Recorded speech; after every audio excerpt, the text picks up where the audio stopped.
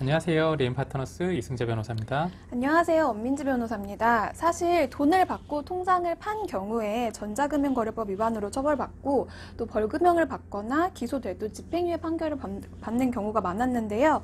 지난 8월부터는 대포통장과 관련된 범죄의 처벌 수위가 대폭 강화됐습니다.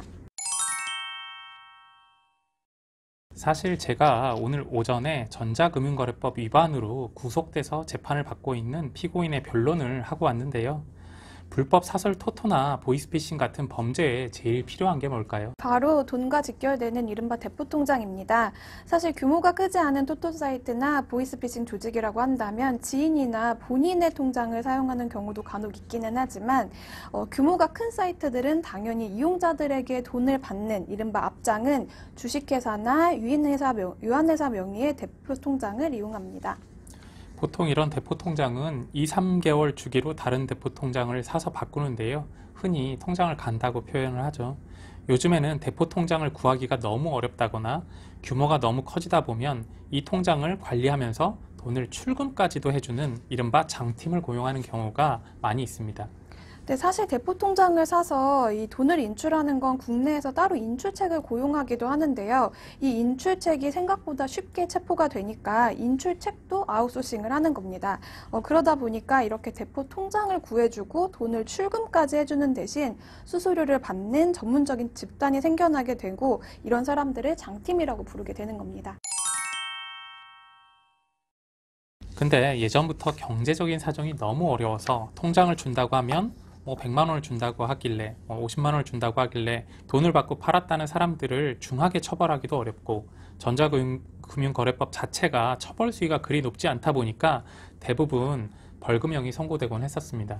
네, 하지만 최근에는 이 대포통장이 불법 토토나 보이스피싱에 없어서는 안 될 중요한 범행 도구라는 점 때문에 이런 장팀의 경우에는 범죄단체로 봐서 처벌 수위를 높여왔었는데요. 전자금융거래법도 개정돼서 처벌 수위가 더 높아질 수 있게 됐습니다. 개정된 전자금융거래법에 따르면 대포통장을 다른 사람에게 준 경우 이전에는 3년 이하의 징역이나 2천만 원 이하의 벌금형에 처해졌다면 이제는 5년 이하의 징역 또는 3천만 원 이하의 벌금으로 처벌 수위가 대폭 강화됐습니다. 뿐만 아니라 대포통장을 알선하거나 광고하는 것 외에 대포통장을 중개하거나 대가를 전제로 거래를 권유하는 행위도 5년 이하의 징역 또는 3천만 원 이하의 벌금형에 처해질 수 있게 하는 처벌 규정도 신설됐습니다.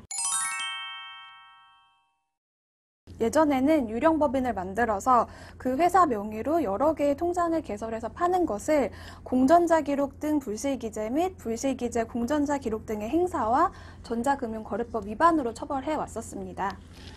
업무를 하기 위해서 회사를 설립하는 게 아니라 이렇게 법인 명의 통장을 개설하기 위해서 허위로 회사를 세우는 건 등기 공무원에게 허위의 자료를 제출하고 행사하는 것이기 때문에 공전자 기록 등 불실기재죄와 동행사죄가 성립합니다. 네, 다른 사람들에게 돈을 받고 자기 명의로 회사를 만들어서 계좌를 개설해서 넘겨준 경우에는 보통 재판에서 집행유예를 선고받았었는데요. 그런데 최근에는 이런 행위에 업무방해죄도 적용되고 있습니다. 적용 법조가 많아진다는 건 그만큼 처벌 수위도 높아진다는 건데요. 허위로 법인 설립 등기를 하고 마치 이 회사가 정상적인 회사인 것처럼 법인 계좌를 여러 개 개설하고 현금카드와 통장, OTP 등을 발급받아서 은행에 계좌 개설 업무를 방해했다는 겁니다. 네, 그리고 이렇게 기소되는 경우에 기본적으로 초범이라고 하더라도 재판을 받게 되고 검사는 당연히 징역형을 구형하고 실형이 선고되는 경우도 굉장히 많습니다. 특히 이런 경우에는 법인 등기 서류와 계좌 개설 신청서처럼 명확한 증거가 있다 보니까 범죄 혐의를 부인하기도 어렵습니다. 네, 지금까지 대포통장으로 인한 처벌 수위를 알아봤습니다. 예전보다 굉장히 처벌 수위가 높아졌는데요. 대포통장과 관련해서 도움이 필요하시다면 저희에게 언제라도 연락을 주세요. 감사합니다.